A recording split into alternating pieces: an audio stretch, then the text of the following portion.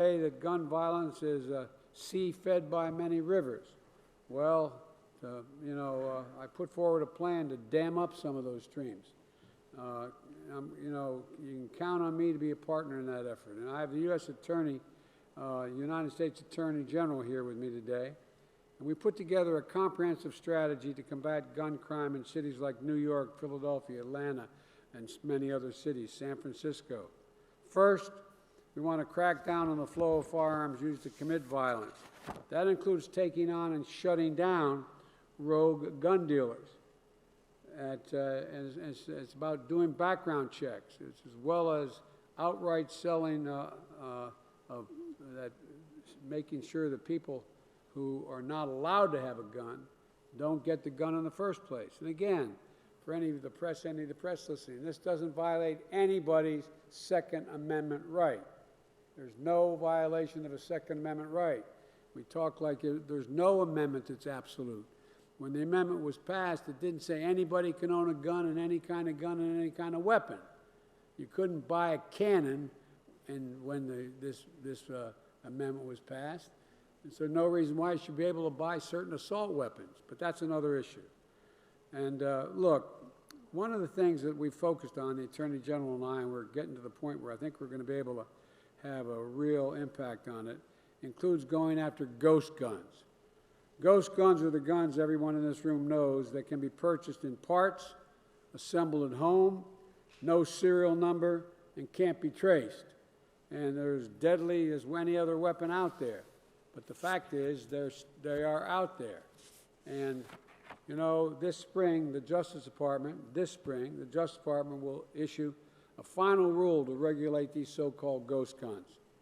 But there's more we can do. Across the country, police departments report sharp increases in the number of ghost guns found at crime scenes. That's why today the department is launching an intensified national ghost gun enforcement initiative to determine and deter criminals from using those weapons to cover their tracks. If you commit a crime with a ghost gun, not only are state and local prosecutors going to come after you, but expect federal charges and federal prosecution as well. We've also created a strike force to crack down on illegal gun trafficking across state lines. As the mayor said, as he pointed out, guns that are used to kill people in New York City, they aren't made in New York City, they aren't sold in New York City, they are sold in other places. Today, the Attorney General directed all U.S. attorneys in the United States to prioritize combating gun trafficking across state lines and city boundaries. The Justice Department is sending additional prosecutorial resources to help shut down what's referred to, as you all know, as the iron pipeline that funnels guns from shops in states like Georgia to crime scenes in Baltimore and Philadelphia and New York and so many other places. Governor, you worked with the mayor and the NYPD and 9 other states to create an interstate task force on illegal guns. That's the kind of leadership that's going to solve the problem. And I'm eager to hear more about that progress. And folks, second thing I want to point out is I want to help every major city follow New York's lead to put together partnerships like this one you put together and meet on a daily basis. Every day here in New York City, like this meeting today, federal, state, and local enforcement meet to share intelligence about arrests, shootings from the day before, and work to take those shooters off the street as quickly as possible. Just look around. This is what the partnership looks like, and this is what you put together. And it's an important partnership. We need more cities adopting the same model. That's why today the Attorney General is also directing U.S. attorneys to work with state and local law enforcement to strengthen partnerships like this one and to get repeat gun violence offenders off the street and behind bars. I want more cities and states to use some of the $350 billion we sent to them on the American Rescue Plan to fight crime, to keep our communities safe by hiring more police officers for community policing and paying police overtime and purchasing gun-fighting technologies like the technology that hears, locates gunshots so there can be immediate response because you know exactly where it came from. The third thing our plan calls for investing in critical services that reduce crime and violence. community violence intervention programs like the one I'm going to see after this meeting, summer school, after-school programs for teens. As the saying goes, the teacher taught me, an idle mind is a devil's workshop. We got to have things for these kids to do, jobs for young adults, more school counselors and nurses, more mental health required in school, and mental health substance abuse treatment as well. Fourthly, when someone finishes their time in prison, all our experience tells us you just can't continue to give them 25 bucks and a bus ticket. They'll end up under the same bridge you arrested them in the first place from. And so I don't want them ending up back in prison or being there because they've committed another crime. We need to be able to train for and get a job, find stable housing, re-enter society, and have a second chance at a better life.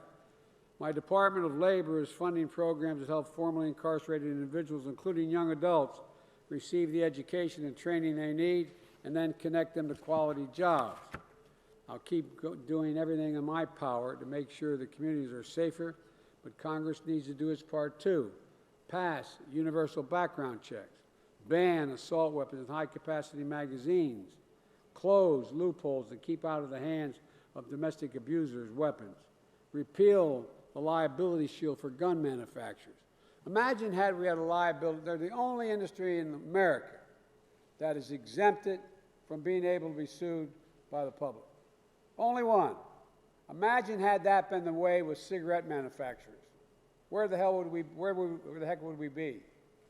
We'd be in tough shape. Why gun manufacturers? Because of the power of their lobbying ability. It's got to end. They got to be held responsible for the things that they do that are irresponsible. And folks, you know, it's the only industry in America, as I said, that's exempt from being sued. And I find it to be outrageous. And folks, these laws, if we are able to pass them, are going to save lives. And more equally importantly, help you protect one another and protect yourself. Put law enforcement in a safer circumstance. We have an opportunity to come to get together and fulfill the first responsibility of government and our democracy, to keep each other safe. So I want to thank you all. There's much more to say, but I probably already said too much because a lot of people are going to speak.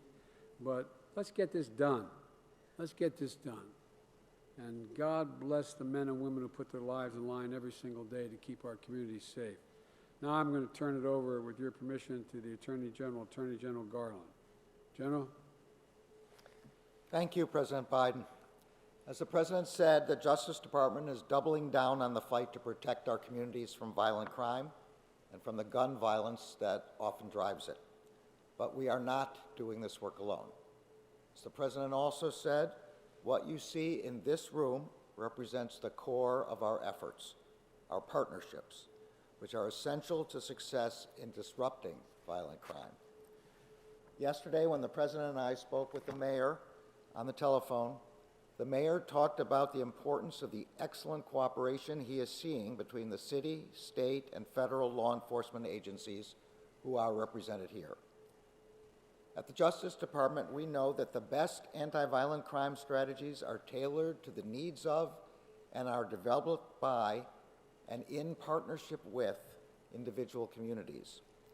That is why all of our Justice Department law enforcement agencies and all 94 of our United States Attorney's offices, including the 2 represented by the United States Attorneys who are here today, are working with their partners in state and local law enforcement to develop and implement district-specific anti-violent crime policies. We also know that while many of the public safety challenges our cities face require this tailored approach, gun violence is a universal challenge and one that demands comprehensive action. That is why, as the President said, the Justice Department is taking action to crack down on ghost guns and to hold those who illegally sell firearms to criminals accountable. That is why we are strengthening our firearms trafficking strike forces to disrupt the pipeline that floods our community with illegal guns. And that is why we are sparing no resource in identifying and holding accountable the repeat offenders who are the major drivers of violent crime. As we work in partnership with state and local law enforcement, we are also working in partnership with the communities most affected by this violence. Shortly, President Biden and I will be meeting with leaders of a community violence intervention program here in New York. In 2021, the department provided over $37 million in grant funding directly to community violence intervention efforts, and we will expand that work in the year ahead. The Justice Department will use every tool at our disposal to protect our communities. We will hold perpetrators of violent crime and gun violence accountable.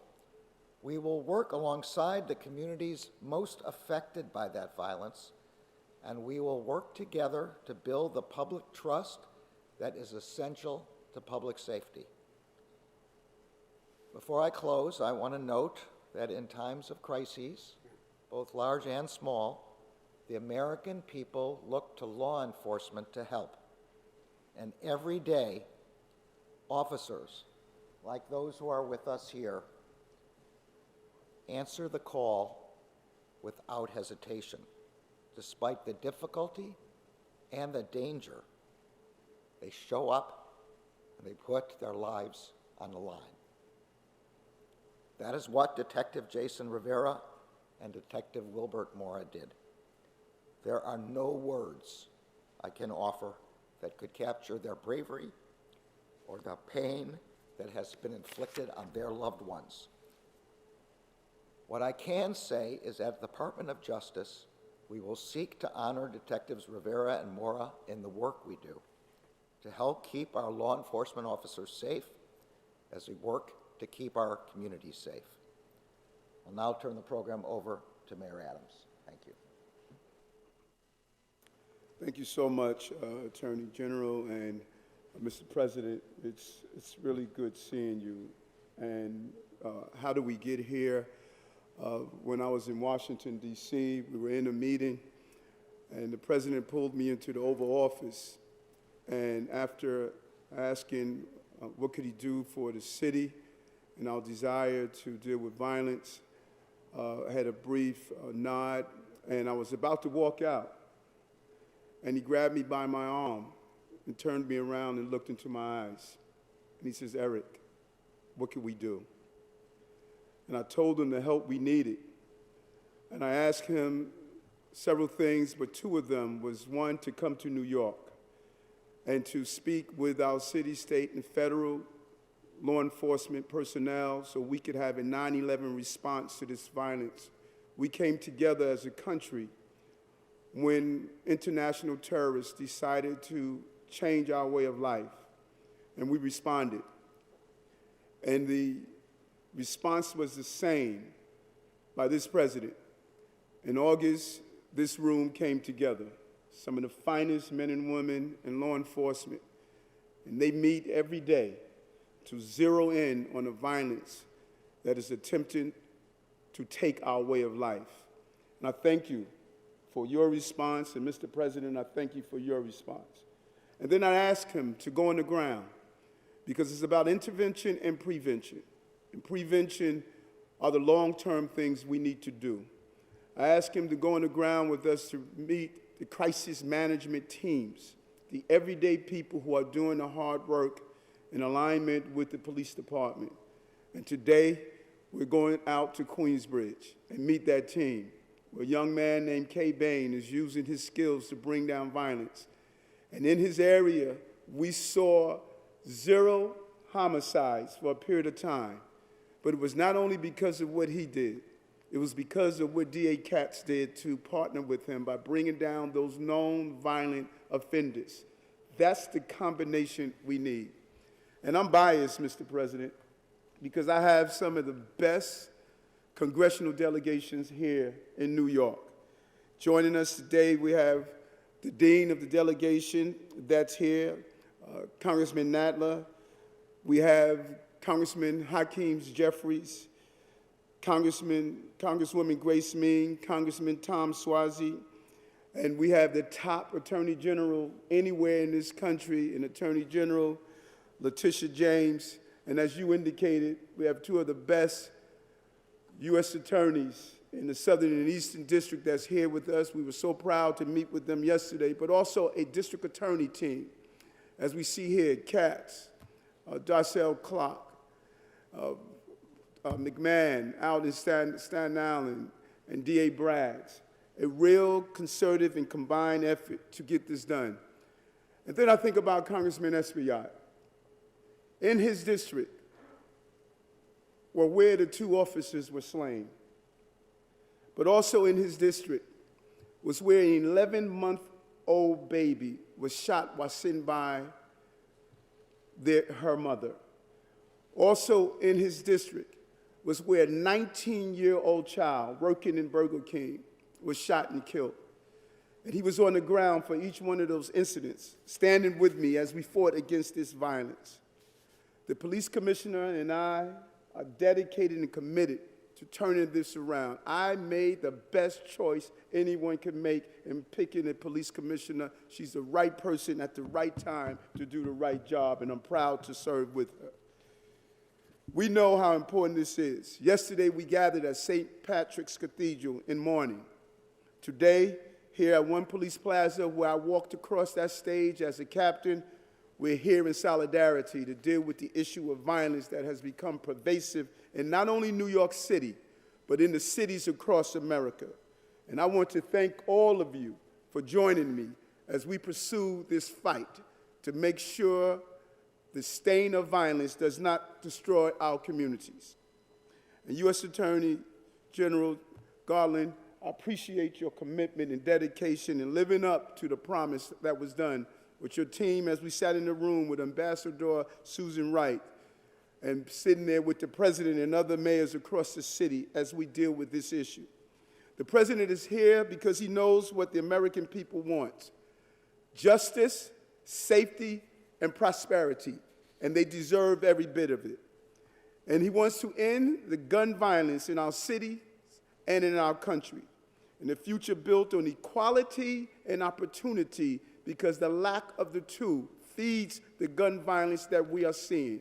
Far too often when we advocate for this, Mr. President, people miss the part that we state. We want to end inequality. Let's stop being divisive and united to come together and deal with this fight. We are on the same page. There is a reason they call me the Biden of Brooklyn. That's what New Yorkers want too. That's what I campaigned on, and it's why you elected me as the mayor of the city of New York. And it's what the president came here today to hear from you and to deliver. Last week, my administration released our blueprint to end gun violence. There are many rivers, as you stated, that feed the sea of violence. We must dam every river. One river will cause another death prematurely in our city. And many reasons these rivers have continued to rise in our city and in our country, and we're going to stop them from doing so. But the president and these leaders that are here today, we are going to work together to end this violence in our city and in our country. When President Biden and I first met last summer, we hit it off right away. We had a clear mission, the average Joe, they call him, because we know we have to build a city and a country that's made up of everyday New Yorkers and Americans. He knows that public safety and justice are the bedrock of our economy, our democracy, and our society. And we know who we work for, the people.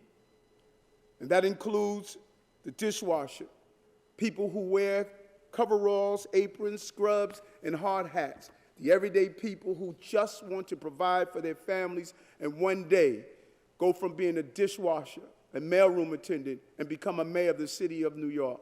Everyday New Yorkers and everyday Americans. The people who want to raise their families in the city and in the country with good jobs, good schools, and safe streets. We both know our highest calling. Our most important mission is protecting the people of this city and of this country, making sure they have what they need to live their lives in safety, and helping them recover after 2 years of the devastation of COVID, crisis, and violence. There is no recovery without public safety. There is no recovery without justice. They go hand in hand. That is why we're working in lockstep to end the gun violence that has shaken our city, our nation, to protect our people and the officers who sworn to protect us, and to restore the American dream of safety, stability, and prosperity. That is why the President is here in New York City, in this city today. He understands how serious this moment is. We need, as I stated, a 9/11 type response to address the domestic terror that is pervasive in this city and country. And President Biden is here to deliver on his promise to come here. He committed to it, and he is here. And get New Yorkers the backup we need. Far too long we called for backup, and it was not here. It is time to have that backup. This morning, the White House announced that the federal government would direct more resources to fight local crime around the country, expand the information sharing model that you are going to witness here today, Mr. President, and call for more funding for Congress for violent interrupters, something that my congressional delegation understands so clearly. We could build back if we pass Build It Back. That is how we build America back. And scale up a nationwide response to this public health crisis that is gun violence. That's why we're here today, to bring together our federal, state, and city partners in common cause.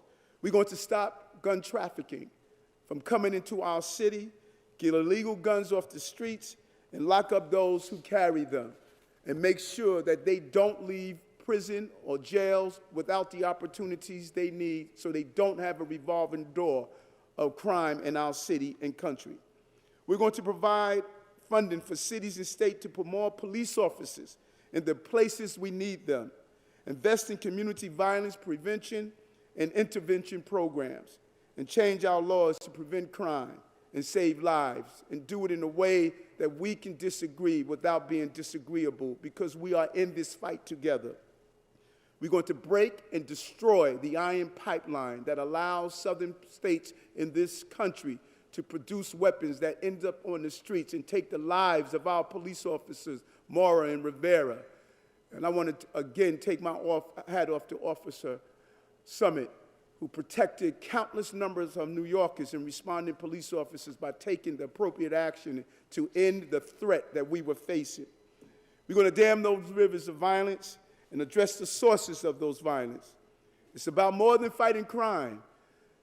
As Congressman Velasquez reminds us all the time, it's about rebuilding our society. It's not just locking people up. It's about picking them up and giving them the opportunity to do so. That is why the American people elected Joe Biden to lead them. That is why we're willing to follow that leadership. And that is why I'm proud to be here today among the men and women who wore that same uniform that I wore, to stand shoulder to shoulder with the president. And we want to get stuff done. That's the administration of the Biden's administration and the Adams administration, to get stuff done for the American people. And Mr. President, Eric Adams is reporting for duty and ready to serve. Thank you. I'm going to turn it over to our governor.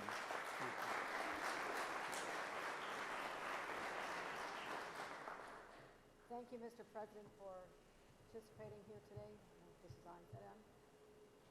Microphone on? I don't think it's on.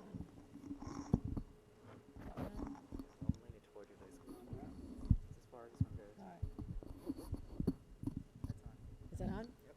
There you go. Can you hear me now? All right. All right. Mr. President, life is all about showing up. On a day when you had to deal with an international incident where the rest of the country was riveted on the news that was coming out of the White House, you still found the time to show up. And to me, that is a commitment that we'll not take for granted. It's more than just words.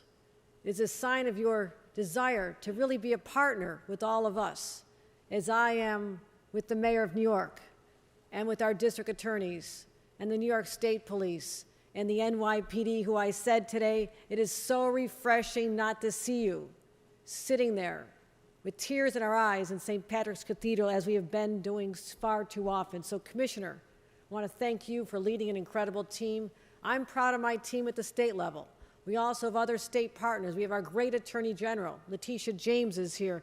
Mr. Attorney General, thank you. We think you're doing a great job with the country. We've got the all-star right here in our own state as well as all the elected officials who I had the privilege of serving with in Congress a decade ago. This is the team that has to be activated because we cannot wait a single day longer. Because the challenge that lies before us, it's not unique to New York State. It is not unique to this city. It is an American crisis. But what we're doing here in the state of New York and in the city of New York can be used as a model for other parts of our country to show them what real collaboration looks like. I've been in this business a long time, and I have seen that people get into silos. Federal government's going to handle this case, the prosecutors over here, and the local government and district attorneys are over here, and the state government has a different role. For the first time in my life, I'm seeing a unification of purpose that has been missing. And the ones who ought to be afraid of that are those who dare violate the laws that are in place to protect the people of our cities and our state. But also, there are people who are hurting in this community. We saw an incredible increase in violence immediately following the pandemic. It appears to me the human condition was very frail. We have people who've succumbed to suicide, substance abuse, domestic violence, and even, yes, acquiring a gun on the streets for $1,200 and using it against one of their fellow men or women. We have to figure out the root causes here.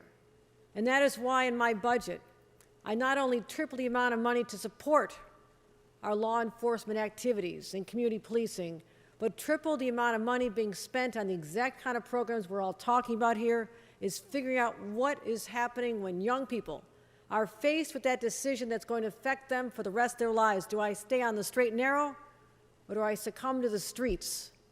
Where am I going to find my family? We need to provide that family and let them know that there are jobs and opportunities and adults who care about them, and the violence disruptors, and I've seen them in action so many times. Many of them are former gang members. They're the ones who can speak to them in a way that no one else can. So we're continuing to support that. And Mr. President, I want to thank you for the American Recovery Plan dollars. We are spending them on many important causes, but we are dedicating many of them, as you've suggested, to dealing with both sides of the equation. The very human side, where we need to be dealing with the resources and support for these people, but also those who cross the line, deal with that and make sure our law enforcement have the resources. With respect to ghost guns, I signed a law just a few months ago that banned them in the state of New York. And as a series of reforms, we also banned the component parts. And we named it after an individual whose name I'm going to say right now, and that is Scott J. Beagle. He is the brave teacher in that school in Parkland where our children were slaughtered. His family is from Long Island. We named it after him, and his mother was there and gave me this hug and said, "We'll never forget Scott Wilby." And I said, never, never, ever. Just as we'll remember other victims, the men and women like Officer Rivera and more, who so proudly wear those uniforms, to hear from their families what it meant to them to put on that uniform every day. It was so impactful and powerful to hear their words. We have to fight to protect them as well. So, Mr. President, we're going to find all the smart ways to double down on this. The task force that you referenced has already worked together collaboratively. 9 states, in addition to the state police, NYPD, your own ATF is represented, Boston Police Department. These counties and states have come together like never before with one purpose: is to stop the flow of guns over our borders, because, yes, as governor, I'm going to help my mayors, and I have mayors all over the state who need my help. But my job is to protect those borders, because 80% of guns in this state are coming from other states illegally. So I'm watching those borders. Let everybody be aware, we are checking.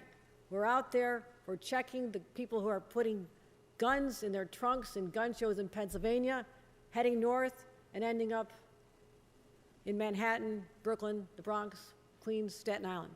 It's going to stop right now. That is the message. We have the resources, We have the will, we have the desire to get this done because our citizens are calling on us to protect them so they can feel safe once again in this great city and this incredible state. So, Mr. President, thank you for your time. You being here today sends a powerful message, and we do not forget that you never forgot us at a time when we needed your support the most. And with that, I'd like to introduce an incredible partner that we have representing us, the entire state in Washington, D.C., and that is our Senator Kirsten Gillibrand. Thank you, Governor. Thank you for your leadership and your determination to take this scourge of gun violence head on. It really does matter. I want to recognize all my state partners who are sitting here with me, our delegation in Congress, as well as our DAs and our Attorney General. I want to thank each of you for being here. New York has just lost 2 officers who were shot and killed in the line of duty. Detective Wilbert Mora's funeral was yesterday. He was only 27. Last week, I attended the funeral of Detective Jason Rivera, who was only 22. They had their whole lives ahead of them. After that, I stood with Jennifer Pryor, a mom who I first met in 2009. Her brilliant, beautiful daughter, Nyasia, was an honor roll student and on the cheerleading squad. One night, when Nyasia was out with her friends celebrating their recent graduation, a stray bullet hit her in the head and killed her instantly. I went to Brooklyn.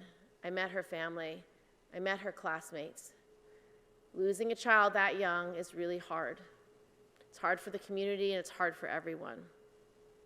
As a mom of 2 young boys who are about that age right now, I can't imagine the horror or the pain that a parent lives through to keep going forward every day. And as a senator, I made a commitment that we would take action and do what we could on the federal level to stop the senseless gun violence in our cities, in our state, in our country. Now, New York is not unique, but it does have a particular problem. Almost 90% of the guns used in crimes in our city are trafficked guns, just as the governor said. So our approach to combating gun violence has to include dealing with these trafficked weapons. Right now, there's literally no federal law that makes it illegal to cross a state line with a trunk full of guns, get on a bus with a bag full of guns, get in your car, and drive up the Iron Pipeline and sell them directly out of the back of a truck into the arms of criminals in our city. We have to change that. It's really pretty simple. We have to keep these illegal guns off of our streets, out of the hands of those who could not buy them legally. We have to work hand in glove across federal, state, and local government lines. We have to pass the common sense gun reforms that the president talked about, that our mayor wants, that our attorney general fights for. We have strong partners here. I believe between all of us here today, we can do this. The bill that many of us have been working on in Washington is called the Hadia Pendleton and Nyasia Pryor Yard Gun Trafficking and Crime Prevention Act, which would establish gun trafficking as a federal crime and go upstream to address all responsible parties. The traffickers buying the guns and transporting them across state lines,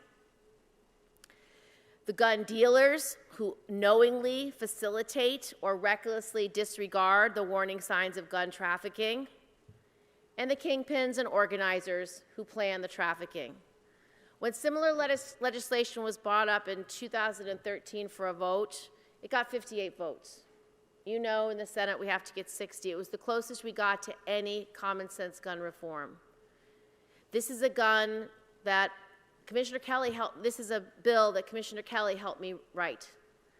And so I know with our new police commissioner, and I know with our governor and our mayor, and with our president, we can get this done this year. We cannot have more stories of 4-year-olds dying on park benches in Brooklyn. We cannot have more stories of moms and their movement speaking out, begging leaders to do what's right. We can do this, and we will.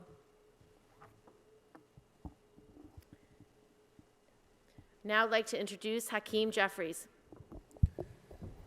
Thank you, Senator Gillibrand, to President Biden, Mayor Adams, Governor Hochul, General Garland, Commissioner Sewell, all my colleagues government, men and women of the NYPD. President Biden, thank you for your leadership, your partnership, for your presence here in New York City.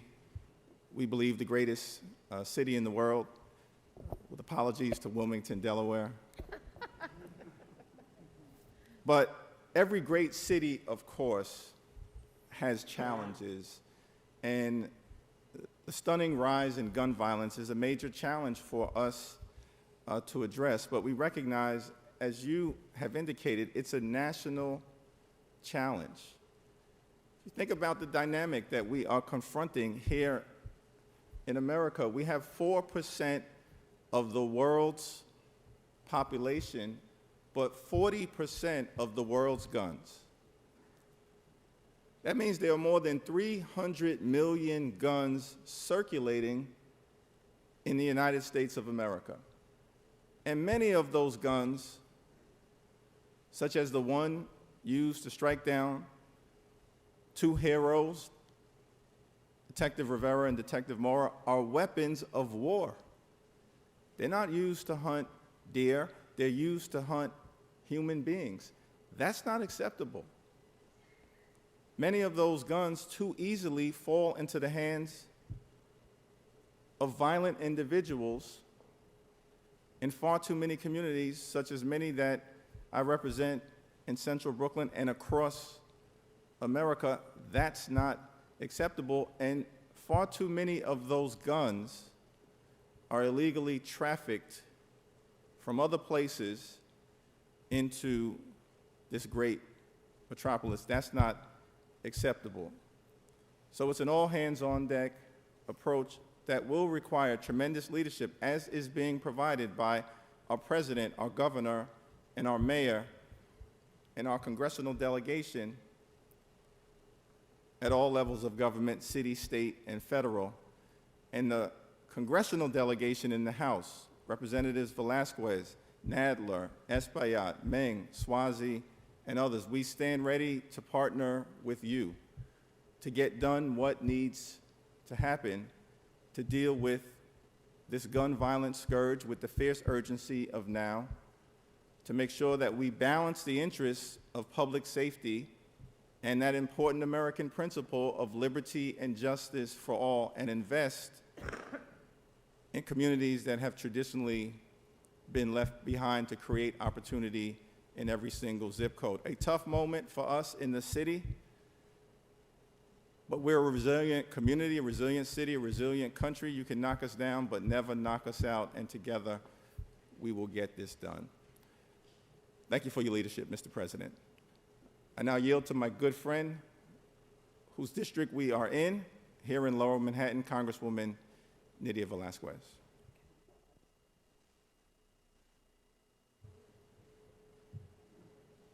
Well, I don't know if you can hear me. Yeah. Good morning, everyone. Thank you for being here. Mr. President, it is such an honor, and it is so comforting to the men and women in uniform, to the mothers, fathers, brothers, sisters who have suffered because of gun violence in our country, to the Attorney General Garland, Governor Hochul, and Mayor Adams. Thank you for making it possible, but also in recognizing that it takes all of us working together. To my New York congressional delegation, I want to recognize the incredible role that we have played in working together with this administration to make sure that we secure the resources, not only to deal with gun violence in our country, but to tackle the issue of the pandemic, to provide relief assistance to small businesses in our country. And I am proud that we have been able to get this economy growing again, that because of the commitment and vision of President Biden. Since the start of the pandemic, gun violence in our city has surged to levels not seen in a decade. Shootings are up by 166% here in New York City. Across the U.S., over 20,000 people were killed by gun violence last year. Black and brown communities. We are victims of gun violence.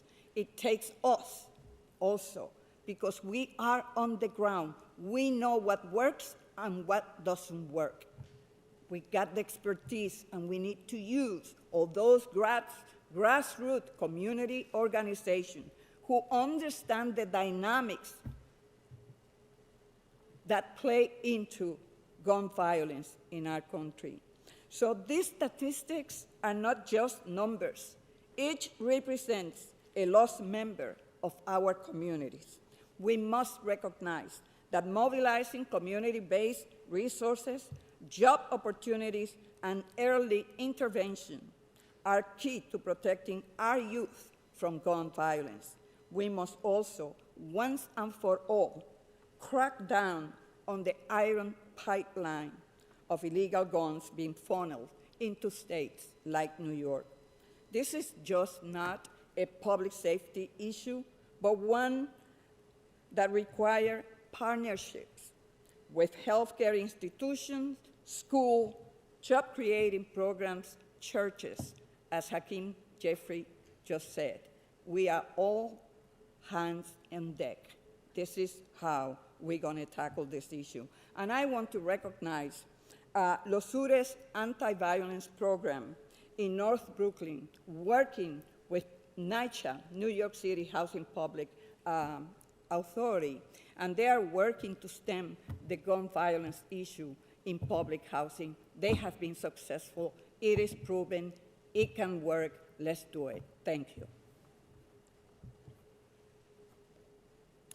And it's my honor to introduce the chairman of the Judiciary Committee, Chairman Jerry Nadler. You have it there.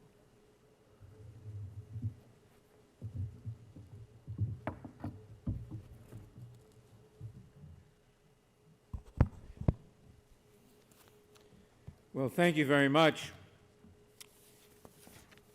I obviously agree with everything that's been said, and I certainly thank the President for his support for the actions he's taking to bring money to New York, for his support of legislation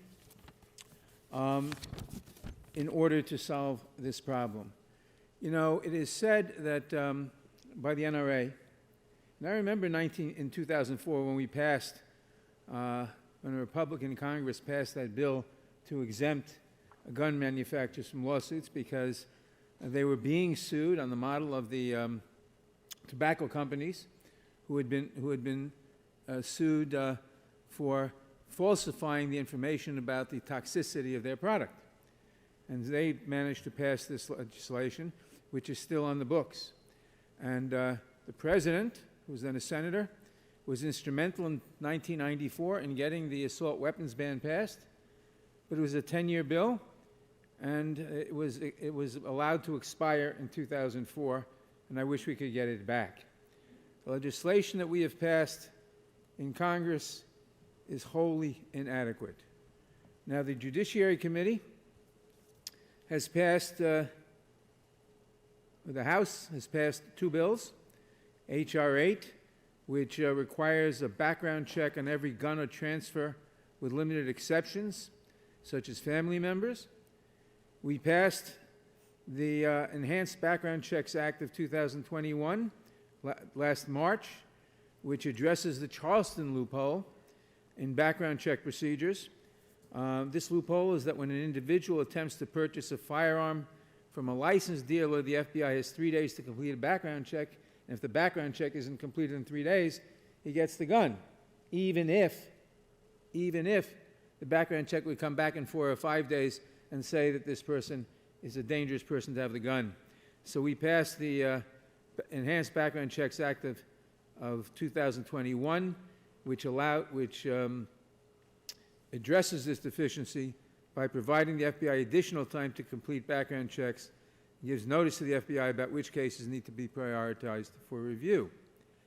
And the Judiciary Committee, in October of last year, only a few months ago, reported favorably out of committee Lucy McBath's bill, red flag bill, which would create a federal extreme risk, or red flag law, as we call it, that would prevent firearms from being accessible to those who are a danger to themselves and others. The bill would create procedures for federal courts to issue extreme risk protection orders to prohibit a person from purchasing, possessing, or receiving a firearm or ammunition. Under the bill, a family or household member or a law enforcement officer can petition the court for an extreme risk protection order with respect to an individual who poses a risk to themselves or others. The bill also adds people who are subject to an extreme risk protection order to the categories of persons prohibited from purchasing, shipping, transporting, possessing, or receiving a firearm or ammunition under federal law. Now, in the last Congress, in the 116th Congress, the Senate companion to this bill was introduced by Lindsey Graham. The concept was championed by none other than President Trump in a series of 2019 statements on mass shootings. Senator Graham has not reintroduced the bill yet in the 117th Congress, but we're talking to him.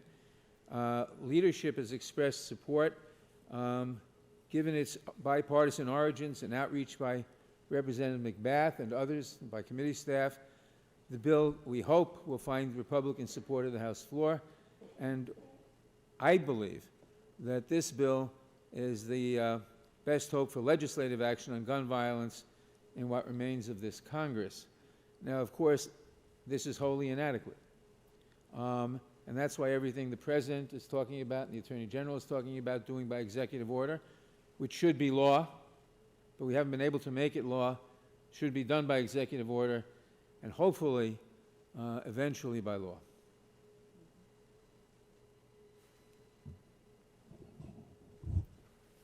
Thank you so much, the entire congressional delegation. We want to now, I know the police commissioner has to depart to go to the walkout for one of the officers that was shot a few nights ago. Police commissioner, if you want to say a few comments, and then we'll turn it over to the task force to give a presentation on what they're doing every day. Thank you, Mr. Mayor. Mr. President and Attorney General Garland, thank you so much for coming to witness firsthand what the NYPD and our law enforcement partners are doing to end the proliferation of illegal guns and shootings in New York City. We know across the cities and major areas in this country they're experiencing an uptick in violence, a growing number of shootings, and guns on their streets, and New York City has not been immune. Experts will likely debate this for years, but we do not have years. There are too many people carrying guns who are not afraid to use them.